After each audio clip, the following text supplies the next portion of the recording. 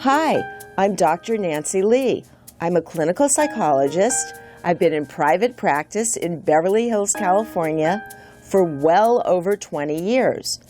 Two extremely common issues that people discuss with me in therapy are work and relationships, especially relationships. And just in case you're wondering, I see about equal numbers of both men and women in my practice. As women, we all want to be respected. We all want to be desired. And yes, we all want to be loved for who we are. It's just the texture and context of our lives that differ. So a few years ago, I noticed that more and more women were presenting for therapy after having been really hurt by a guy they were dating. Many of the women had been in a very intense relationship where they slept with the guy right after they started dating. And for the women at least, they thought they'd found their soulmate. However, within a few weeks or sometimes months, the guy would blindside her with a breakup, saying something like, "Sorry, I'm not ready for a relationship after all." Or, "Hey, don't feel badly. It's not you, it's me." Translation, ladies, it's not your fault I've become bored with you. Think about the language of love. We fall madly in love. We are crazy in love. Love is blind. Okay, you get the idea. What all these phrases have in common is the idea of an irresistible force drawing us to the object of our attraction.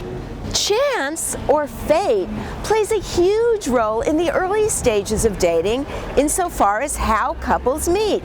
Think about the randomness of it all.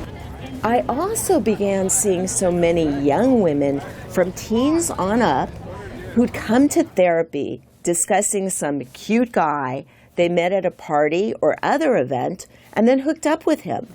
The women would try to convince themselves and me that they really didn't care about the dude, that it was just a hookup. But guess what? The next session, the girl would show up at tears in my office explaining that all week she couldn't stop checking her phone for a text that somehow never came. The bottom line for all these women, no matter how young or how old, is that they were sleeping with men before they were truly ready. In other words, they were sleeping with guys not out of genuine desire, but out of misguided, people-pleasing obligation. So what's a therapist to do? Write a book, of course. And here it is. Don't sleep with him yet. A badass guide to dating in 10 empowering steps. The book is actually a female empowerment book, focusing on strength, knowledge, and informed choices. Heck, I include over 100 references. And with regard to sex, yes, you do want to unleash that inner Aphrodite, just not quite right away. To return to my favorite analogy, eating, serve it up too soon, and you've just provided the appetizer to the main course your guy will be getting with someone else. Oh, and speaking of female empowerment, I introduce an exciting new trickle-down effect of Me Too and Time's Up movements where women have finally stopped self-doubting themselves into silence, even when it comes to consensual relationships. Besides self-doubt, among other topics the book covers are trusting yourself and amping up your confidence, exactly which men to avoid, specific ways and places to meet some great new men, the psychology of the new rape culture, the neuroscience of romantic attraction and attachment, and ladies, I'll teach you how to flirt so that he won't be able to forget you, how to increase your odds of success with online dating, and even how to recover and move on from heartbreak.